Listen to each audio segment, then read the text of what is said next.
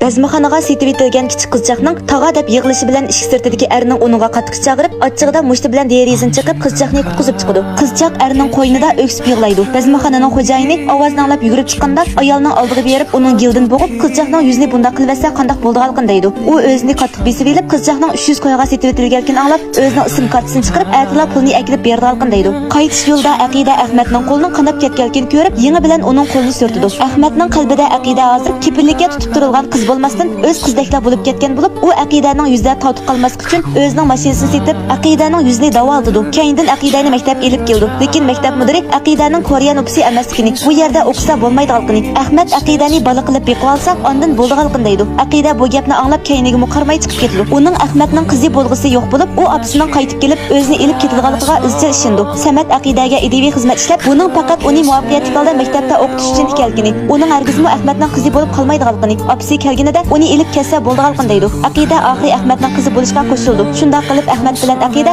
atoqdagi ota bolalar bo'ldi. Aqida Ahmadning umidini yerda qo'ymay, har qitimliq imtihonda 100 numar oldi. Tezla Aqida to'liq 3-yilga chiqdi. Ahmad uning oldidan texmo yaxshi xabar olish uchun qari suylaydigan xizmatini voz kechib, tez yetkazish xizmatini qildi. Oliy maktab imtihonida Ahmad Aqidadan battar jiddiylashib, maydon sirtida atrofdagi boshqa onalardek Aqidaning yaxshi natija qozonishini tilaydi. Aqida oxirida a'lo natija bilan dangliq oliy maktab o'tdi. Bu kuni Ahmad Aqidaning mo'misining telefonini topshirib oldi. U Aqidaning opasining saqaymas kasalga giriftar bo'lib, vaqtining oz qolganligini, qizni eng oxirgi qitim bir qitim ko'rib olish orzusining borligini deydi. Ahmad garchi ko'ngli qiymisimu Aqidani elib Aqidaning notinish yurtiga elib keldi. Aqida tunji qitim mo'misini ko'rishmagili uzun yil bo'lgan opasini ko'rdi. Ona bolalar bir-birini chin quchoqlab yig'lashidi. Ahmad buni ko'rib, eshikni yepib qo'yib teshida saqlab turdi. Uzun o'tmay Aqida Ahmadni izlab chiqib, opasini uni chaqirganligini deydi. U uyga kirishiga opasi uningga tizilib, uning uzun yildan buyon qiziq bo'lgan ko'yinishiga rahmat aytdi. Keyindan Ahmadga yalvorib, o'ziga eng oxirgi qitim yordam qilishini, Aqidaning yo'qolib ketganiga uzun yil bo'lgan dadasini izlab tepishini, o'zining izchil Aqidani dadasi o'lib ketdi deb uni aldab kelganligini, amaliyotda uning dadasining o'lib ketmaganligini deydi.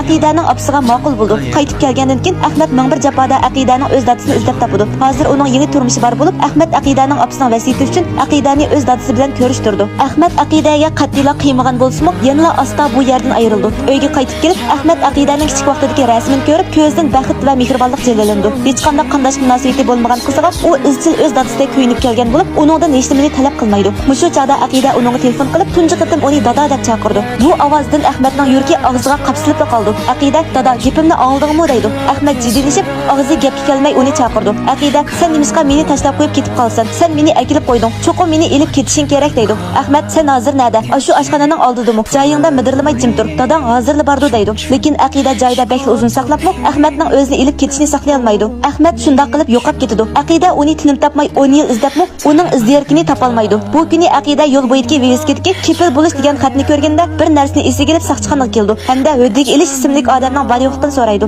Bu dal Aqida kichik vaqtida Ahmadga qo'ygan laqimi bo'lib, darvaqa Höddiga Elish ismli odamni izlab topdi. Ikkalan yipichiga asosan sanatoriyaga keldi. Sanatoriyaning boshqa ularga Höddiga Elishning 10 yil burun qatnash voqeasiga uchraganligini, doktorlar tekshirish orqali uning uzun yil burun devanglik kasalga giriftar bo'lganligini, lekin uning vaqtida davolatmay, u kuni kasal qo'zg'alib qatnash voqeasiga uchraganligini, bu yerga elib kelinganda hech nimani asga ola olmaganligini, faqat to'xtamay qog'ozga kepil bo'lish Höddiga Elish deb yozganligini, shunga sanatoriyaliklarning hammasi uni Höddiga Elish deb chaqirganligini deydi. Aqida oxiri bir uyda Ahmadni ko'rdi. Hozir Ahmad asushini biraqla yo'qotgan bo'lib, Aqida men esingdimi? Men kepil bo'lish sening qizing Aqida deb yig'laydi. Ahmad kepil bo'lish degan gapni anglaganda o'zi burun Aqidaga elib bergan sin qo'yg'ini chiqirdi. Garchi Ahmad hamma narsani unutib ketgan bo'lsa-mu, qizga bo'lgan muhabbatini unutib qolmagan bo'lib, Aqida uning putiga tayyorlab qo'ygan oyig'ini kiyizgacha paypiqiga qistirib qo'yilgan omonat kinishkisini ko'rdi. Ustidagi har bir qo'yilgan pul Aqida bilan munosabatli bo'lib, oliy maktab o'qish puli, tug'ilgan kun sovg'asi, sayohat puli, hatto Aqidaning to'y xarajidan bor edi. Aqida ko'rib unsiz yig'laydi. U dadasining muhabbatini bu darajada cho'nqur deb o'ylab baxmagan bo'lib, uningga eslab uningdan kechirim so'raydi.